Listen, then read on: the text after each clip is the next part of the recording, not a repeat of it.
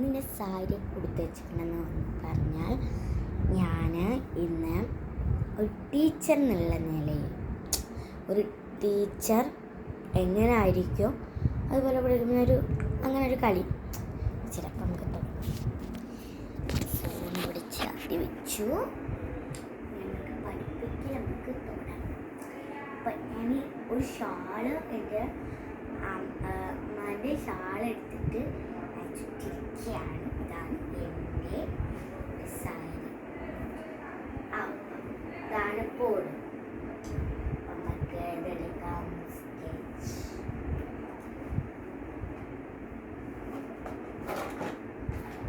Yes, നമ്മൾ sketch എടുത്തു guys.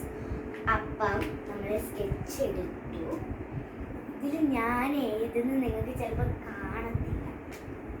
അപ്പം ഞാൻ തുടങ്ങാൻ പോവാണ്.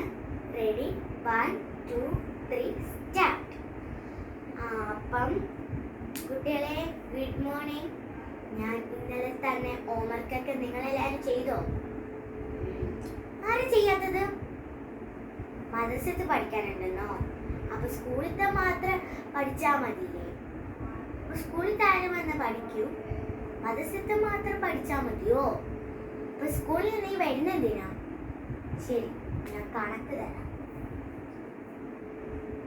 123 കൂട്ടണം 123. ഉത്തരം ഇവിടുന്ന് നമ്മൾ തുടങ്ങാം. അപ്പം 3 3 6, 2 2 4, 1 3 2. 246 ഇതിൻ്റെ ഉത്തരം. അപ്പം ഞാനേ നിങ്ങൾ ക്ലാസ്സിൽ പഠിപ്പിച്ച് തരുമ്പോൾ എന്തൊരു അക്ഷരം ശ്രദ്ധിക്കാത്തത് ഞാൻ അപ്പുറത്തെ ക്ലാസ്സിൽ പോയി പാടിയെടുത്തിട്ടുണ്ട്.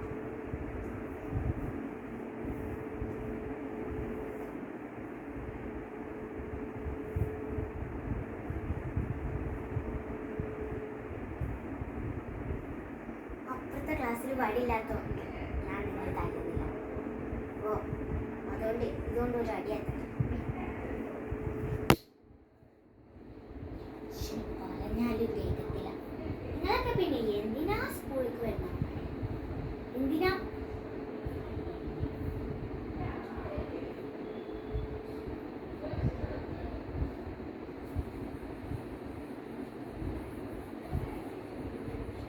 ക്ലാസ്സിൽ വരുമ്പോ ഒരാള് പഠിക്കത്തില്ല.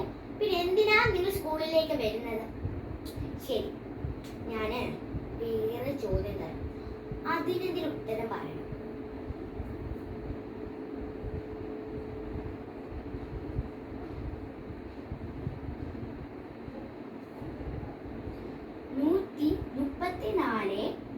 കൂട്ടണം 151.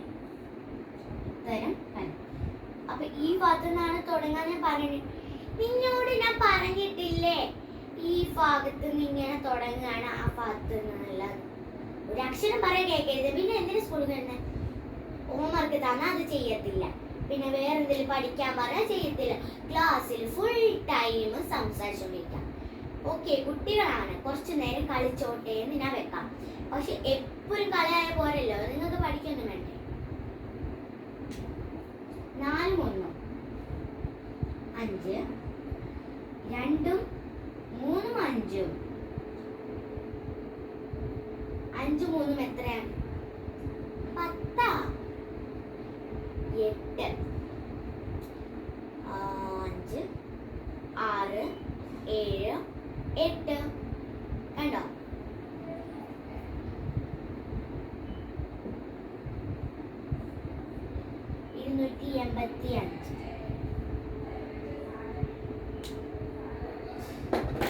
നിങ്ങളെ ഒരാവശ്യമില്ല സ്കൂളിൽ, വെറുതെ ഒരു ആവശ്യമില്ലാതെ വരുന്നവർ. നിങ്ങൾക്ക് പഠിക്കാനൊന്നുമില്ലേ? നാളെ വരുമ്പോ ഹോംവർക്ക് ചെയ്തിട്ട് വന്നില്ലെങ്കിലാണ് ഹോംവർക്ക് തന്നെ.